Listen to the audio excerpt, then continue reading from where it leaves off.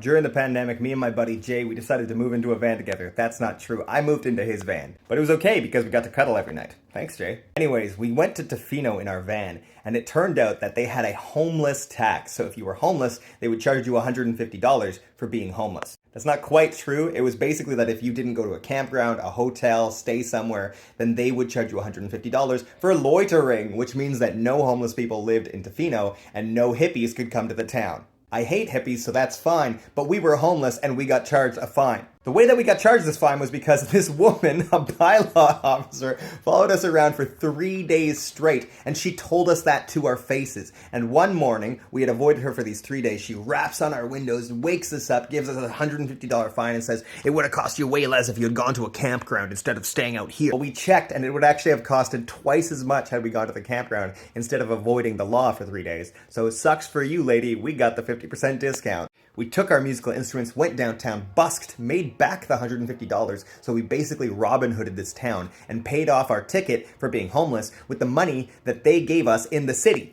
However, it was illegal to busk, and so we got chased out of our busking spot by the cops. The point is, if you're homeless, you are treated like a second-class citizen, like you don't matter, and no one cares that you exist. And I was homeless by choice. You know, last year, 2 million people went to food banks to get food because they couldn't afford their own food for their families, and that is a growing problem that families with more than one income cannot afford their home and therefore have to go to food banks in order to survive in Canada. Me and Jay never had to do that, and that is amazing because you know what? We would go busk and steal money from people in downtown centers. This is the kind of stuff I'm detailing in today's episode on my podcast, the largest investigation into the housing crisis that's ever been done. We have really dug into it. This is like my favorite episode that I've done so far. Episode 4 and 5 are so good, and you're gonna love next week's episode. Please check it out, but man, people got to understand how tough it is for those without means, for those without homes out there, because they are mistreated. They are treated like second-class citizens and spat upon by people who just walk by them. Do me a favor, like this, share this, because people will like the story that I just told, eh?